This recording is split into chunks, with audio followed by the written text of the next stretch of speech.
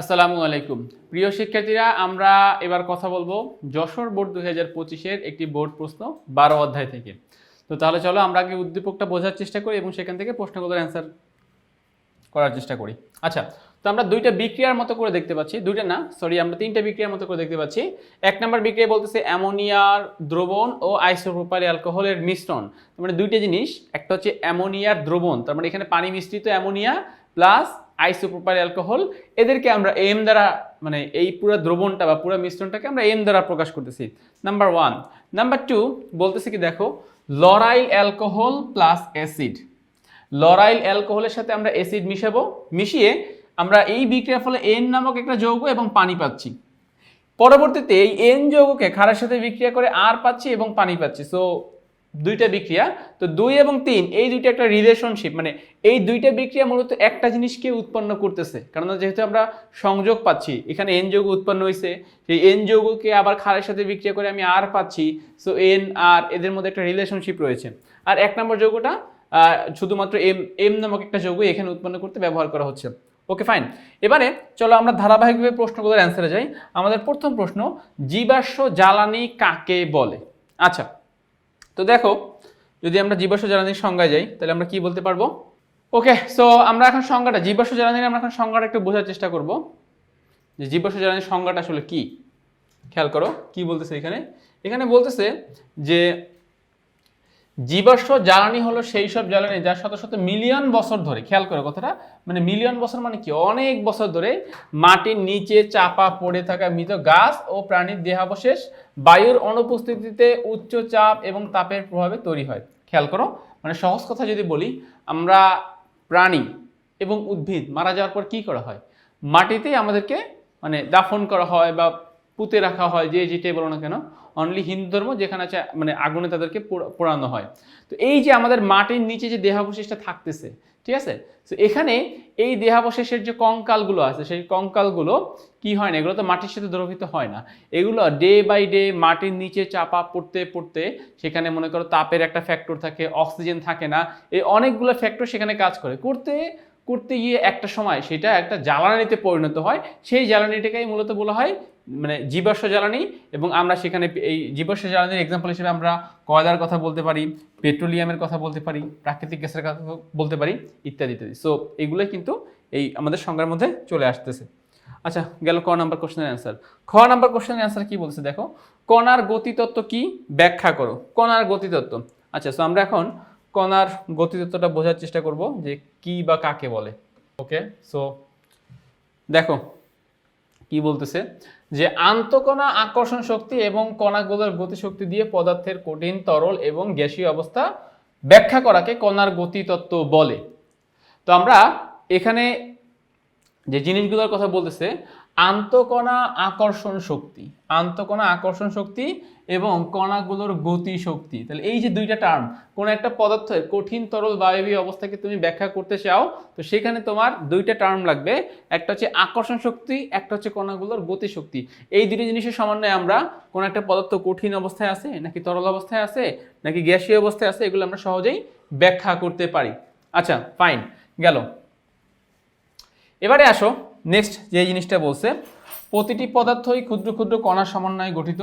কণাগুলোর মধ্যে আন্তঃকণা আকর্ষণ বল বিদ্যমান, যার ফলে কণাগুলো একত্রে আবদ্ধ হয়ে থাকে। সহজ কথা, কঠিন পদার্থের কথা চিন্তা করো, কঠিন পদার্থের অণুগুলোর মধ্যে আন্তঃকণা আকর্ষণ বল বিদ্যমান, ঠিক আছে।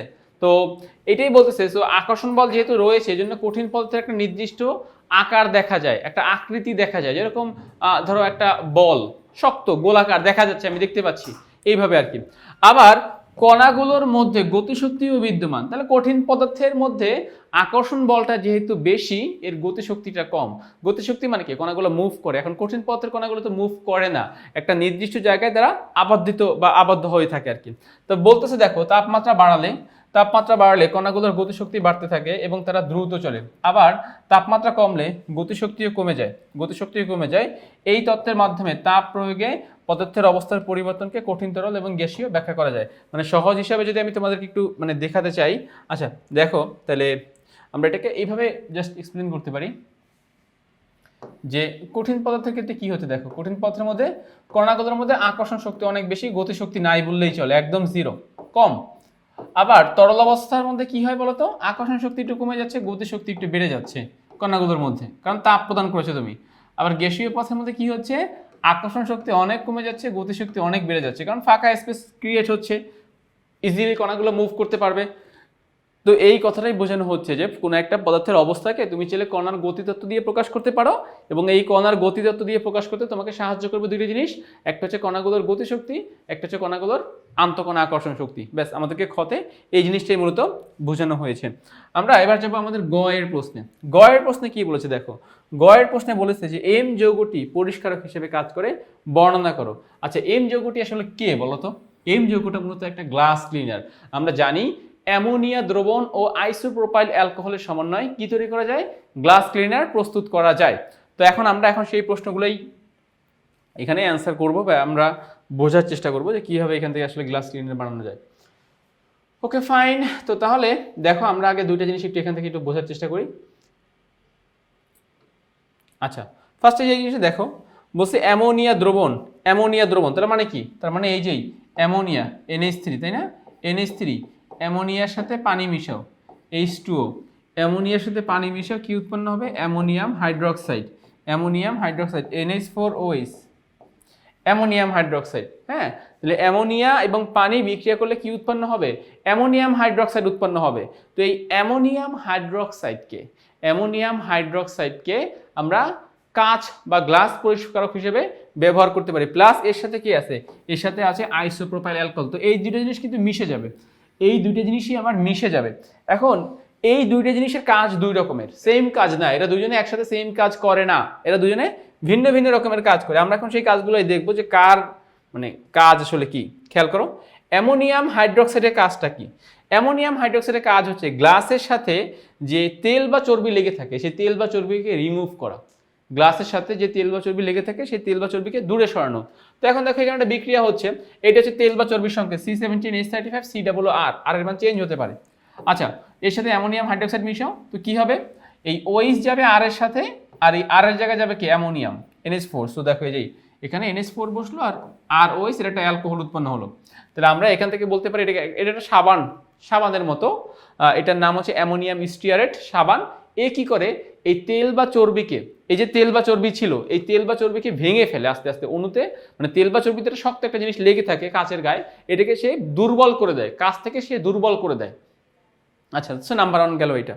তাহলে এর প্রধান কাজই হচ্ছে, অ্যামোনিয়াম হাইড্রোক্সাইডের প্রধান কাজই হচ্ছে তেল বা চর্বির সাথে বিক্রিয়া করে সাবান উৎপন্ন করা, এবং সেই সাবান যখনই উৎপন্ন হবে তখনই তেল বা চর্বি, কাচের গায়ে যে তেল বা চর্বি লেগে থাকবে, সেই তেল বা চর্বির এটা তো শক্ত আঠার মতো লেগে থাকে, নর্মালি মুছলে উঠে না। তুমি ভিজে কাপড় দিয়ে সেটাকে পরিষ্কার করলে সেটা উঠবে না, কিন্তু এটাকে তুমি যখন দুর্বল করে ফেলবা, এটাকে তুমি যখন উইক করে ফেলবা, তখন কিন্তু সে খুব দ্রুত উঠে যাবে। এই দুর্বল করার কাজটা করতেছে সাবান, আর সাবানটা তখনই তৈরি হবে যখন তোমার অ্যামোনিয়াম হাইড্রোক্সাইডটা তেল বা চর্বির সাথে কি হবে? তেল বা চর্বির সাথে সে বিক্রিয়ায় অংশগ্রহণ করবে। ওকে ফাইন, তো আমরা এখান থেকে এইটুকু বুঝলাম। আমাদের অ্যানাদার যে উপাদান রয়েছে সেটা কি? Isopropyl alcohol. আইসোপ্রোপাইল অ্যালকোহলের কাজটা কি? দেখো, আইসোপ্রোপাইল অ্যালকোহল একটা জীবাণুনাশক হিসেবে কাজ করে। ফার্স্ট অফ অল, জীবাণুনাশক হিসেবে কাজ করে। তেল বা চর্বির গায়ে, কাচের গায়ে যে তেল বা চর্বি লেগে থাকে, এটাকে মুছে দেওয়ার পর সে এটাকে জীবাণুনাশক করতে সাহায্য করে। নাম্বার 1, সে খুব দ্রুত বাষ্পীভূত হয়।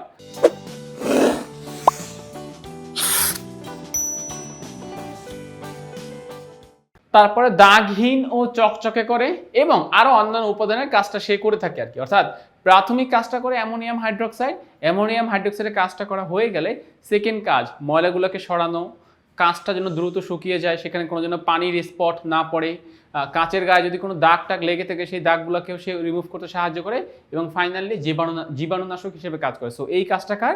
এই কাজটা হচ্ছে আইসোপ্রোপাইল অ্যালকোহল। সো দুইজনেই অ্যামোনিয়াম হাইড্রোক্সাইড এবং আইসোপ্রোপাইল অ্যালকোহলের টোটাল সমন্বয় কিন্তু আমরা তখন গ্লাসটাকে একদম পরিপূর্ণ পরিষ্কার দেখতে পাই, এবং গ্লাসটা চকচক করতে থাকে। জীবাণুনাশক, সেখানে জীবাণুগুলো যদি থেকে থাকে সেগুলো রিমুভ হয়ে যায়। তো এইভাবে আমরা এটাকে এক্সপ্লেন করতে পারি। আর 3 নম্বর যে পয়েন্ট আমরা বলতে পারি, দেখো, কাঁচ পরিষ্কারকের ক্ষেত্রে এম যৌগটা আইসোপ্রোপাইল অ্যালকোহল এবং অ্যামোনিয়ার মিশ্রণ। প্রধান সুবিধা হলো এটি কাচের মূল উপাদান সিলিকন ডাইঅক্সাইডের সাথে কোনোরূপ বিক্রিয়া করে না। তার মানে কি? মানে এই যে দুইটা উপাদান আমরা নিচ্ছি, কাচের গায়ে যে আমরা কেমিক্যাল উপাদান লাগাচ্ছি, কাচের সাথেও তো সিলিকন ডাইঅক্সাইড রয়েছে। এই আইসোপ্রোপাইল অ্যালকোহলের কথা বলো বা অ্যামোনিয়াম হাইড্রোক্সাইডের কথা বলো, এরা এই কাচের উপাদানের সাথে বিক্রিয়ায় অংশগ্রহণ করে না। তো বিক্রিয়ায় অংশগ্রহণ না করলে কাচের কোনো প্রকার ক্ষতি হয় না। বাট তুমি যদি অ্যামোনিয়াম হাইড্রোক্সাইডের পরিবর্তে সোডিয়াম হাইড্রোক্সাইড নাও, এ কিন্তু কাচের এই সিলিকন ডাইঅক্সাইডের সাথে বিক্রিয়া করে সোডিয়াম সিলিকেট উৎপন্ন করে ফেলবে, কাজটা ক্ষয় হয়ে যাবে, কাজটা ভালো থাকবে না, কাজটা ঝাঁঝরা হয়ে যাবে। সো এটা একটা অন্যতম সুবিধা যে আমরা দুর্বল ক্ষার অ্যামোনিয়াম হাইড্রোক্সাইড নেওয়ার সুবিধা যে সে কাঁচের উপাদানের সাথে কোনোরূপ বিক্রিয়া অংশগ্রহণ করে না। বাট যদি আমরা সোডিয়াম হাইড্রোক্সাইড নিতাম, সে কিন্তু বিক্রিয়া করে ফেলতো। সোডিয়াম হাইড্রোক্সাইড দেখো, এই যে সোডিয়াম হাইড্রোক্সাইড আর সিলিকন ডাইঅক্সাইড মিলে কি উৎপন্ন করতে পারতো? সোডিয়াম সিলিকেট উৎপন্ন করতে পারতো। তো এই জন্যই আমরা আসলে বলতে পারি যে কাঁচ পরিষ্কারক হিসেবে এম যৌগটি যথার্থ আর কি, খুব ভালোভাবে সে কাঁচ পরিষ্কার করতে পারবে। ওকে, তো আমরা আমাদের গ এর প্রশ্নের অ্যান্সারটা আমরা কমপ্লিট করে ফেললাম। আমরা এখন যাচ্ছি আমাদের ঘ এর প্রশ্নে। ঘ এর প্রশ্নে কি বলেছে দেখো, ঘ এর প্রশ্নে বলেছে আর যৌগটি কাপড় পরিষ্কারের ক্ষেত্রে সর্বোত্তম পরিষ্কারক উপাদান বিশ্লেষণ করো। আর মানে কি? আর মূলত ডিটারজেন্ট। এখন আমরা এটাই পরীক্ষার মাধ্যমে প্রমাণ করার চেষ্টা করব যে আর মূলটি একটি ডিটারজেন্ট। আচ্ছা, ফার্স্টে আসা আমি একটু তোমাদেরকে বিক্রিয়াটা একটু বোঝানোর চেষ্টা করি। ফার্স্টে আসা আমরা বিক্রিয়াটা বুঝবো, দেন আমাদের জন্য বাকি কাজ। আচ্ছা, বিক্রিয়াটায় প্রথমেই বলতেছিল লরাইল অ্যালকোহল। লরাইল অ্যালকোহলের সংকেত কি? লরাইল অ্যালকোহলের সংকেত হচ্ছে এইটা, এই যে এটা আমাদের লরাইল অ্যালকোহল C12H25OH। অ্যাসিডের সংকেত কি? H2SO4। আচ্ছা, এরপরে কি দেখো, C12H25। আচ্ছা, H25। এবারে যেটা হবে, এখান থেকে একটা হাইড্রোজেন এখানে পাঠাও OH মূলকের কাছে। হাইড্রোজেন দুইটা ছিল, একটা পাঠাও, তাহলে OH এর হাইড্রোজেন মূলক মিলে কি উৎপন্ন করবে? পানি, H2O, পানি। তাহলে বাকি থাকতেছে কি এখানে? বাকি থাকতেছে এখান থেকে HSO4, হাইড্রোজেন সালফেট। তাহলে সেই HSO4টা কিন্তু সেই OH মূলকের জায়গায় বসে গেল। আশা করছি বিক্রিয়ার পয়েন্টটা বুঝতে পেরেছো। এখানে দুইটা হাইড্রোজেন আছে, একটা হাইড্রোজেন OH মূলককে দাও, তাহলে OH মূলক এবং একটা হাইড্রোজেন মিলে পানি উৎপন্ন করে ফেললো। OH মূলকের জায়গাটা ফাঁকা হয়ে গেল। সেই ফাঁকা জায়গায় বাকি কি আছে? HSO4। সেই ফাঁকা জায়গায় HSO4 বসে গেল। এর নাম কি? এর নাম লরাইল হাইড্রোজেন সালফেট, যেটা আমাদের এন যৌগ। লরাইল হাইড্রোজেন সালফেট, যেটাকে আমরা এন যৌগ হিসেবে চিহ্নিত করতেছি। সেকেন্ড কি দেখো, সেকেন্ড এই লরাইল হাইড্রোজেন সালফেটকে সোডিয়াম হাইড্রোক্সাইড দিয়ে আমরা বিক্রিয়া করব। বিক্রিয়া করলে কি হবে? বিক্রিয়া করলে যেটা হবে, এখান থেকে হাইড্রোজেনটা বের হয়ে যাবে সোডিয়ামের জায়গায়, আর সোডিয়াম আসবে সালফেট মূলকের পাশে, মানে হাইড্রোজেন বের হবে, সোডিয়াম প্রবেশ করবে। তো ফলে দেখো এই হাইড্রোজেন আর এখানে আর কি আছে? হাইড্রোক্সিল। হাইড্রোজেন আর হাইড্রোক্সিল মূলক মিলে আবার পানি উৎপন্ন হবে, আর উৎপন্ন হচ্ছে C12H25 লরাইল মূলক, সালফেট মূলক আছে, সোডিয়াম আছে। তাহলে বলা যায় কি? Sodium lauryl sulphate. এই সোডিয়াম লরাইল সালফেট এটাই আমাদের কি যৌগ? মূলত ডিটারজেন্ট যৌগ, এবং এইটাই কিন্তু ডিটারজেন্ট হিসেবে কাজ করবে। তো আমরা বলতে পারি আমাদের আর যৌগ, এক্সামে যেই মানে আমাদের প্রশ্নে যে আর এর কথা বলা হয়েছে, আর কিন্তু মূলত ডিটারজেন্টের কথাই এখানে মিন করা হয়েছে। তা ডিটারজেন্ট সর্বোত্তম পরিষ্কারক। সর্বোত্তম কেন বললাম? মানে এটা সাবান বা আরও অন্যান্য উপাদান থেকে অনেক ভালোভাবে কাজ করতে পারে। তো আমাদেরকে এখন সেই পয়েন্টগুলো এখানে তুলে ধরতে হবে যে কেন এটাকে আমরা সর্বোত্তম বললাম। ওকে, তো চলো আমরা তাহলে এটা এখন দুইভাবে আমরা এক্সপ্লেন করতে পারি। আমরা সর্বপ্রথম যেই কাজটা করব, সাবানের দুর্বল পয়েন্টগুলো আমরা জাস্ট দেখাবো যে হ্যাঁ, সাবানের কিন্তু এই মানে খারাপ দিক রয়েছে। দেখো, এই যে এখানে যদি আমরা আসি সাবান, তো সাবানের কথা চিন্তা করো। এই যে দেখো, খেয়াল করো সাবান। আমরা এখন এই বিক্রিয়াটা বুঝবো। এইটা হচ্ছে সাবানের সঙ্গে C17H35COONA। এটা বিক্রিয়া করতেছে ক্যালসিয়াম 2+ আয়ন। আমরা ক্যালসিয়াম 2+ না দিয়ে আমরা ডিরেক্টলি ক্যালসিয়াম ক্লোরাইডও দিতে পারি। এই ক্যালসিয়াম ক্লোরাইড কেন আনলাম? ক্যালসিয়াম ক্লোরাইড মূলত খর পানির একটা উপাদান। খর পানি কোনটা? সমুদ্রের পানি, তারপরে হচ্ছে নলকূপের পানি, ঠিক আছে? এই সকল পানিতে বিভিন্ন লবণ, বিভিন্ন আয়ন দ্রবীত অবস্থায় থাকে। ফর এক্সাম্পল ক্যালসিয়াম ক্লোরাইড হতে পারে, ম্যাগনেসিয়াম ক্লোরাইড হতে পারে, ক্যালসিয়াম সালফেট হতে পারে, ম্যাগনেসিয়াম সালফেট হতে পারে। এরা এই খর পানিতে থাকে। তাহলে এই খর পানির উপাদানগুলো সাবানের সাথে এখন বিক্রিয়া অংশগ্রহণ করবে। তাহলে ক্যালসিয়াম যাবে, খেয়াল করো, টোটাল সাবানকে আমরা দুইটা অংশে ভাগ করব। এই যে স্টিয়ারেট আয়ন যেটা হচ্ছে কি নেগেটিভ, আর সোডিয়াম তো পজিটিভ। তাহলে এই সোডিয়ামের জায়গায় যাবে কে? ক্যালসিয়াম, তাই না? এক্সচেঞ্জ হবে। আর সোডিয়াম আসবে কার জায়গায়? সোডিয়াম আসবে ক্যালসিয়ামের জায়গায়। সোডিয়াম আসবে কার জায়গায়? সোডিয়াম আসবে ক্যালসিয়ামের জায়গায়। ওকে, তাহলে এই যে দেখো ক্যালসিয়াম স্টিয়ারেট, অদ্রবণীয় লবণ তৈরি হয়ে গেল।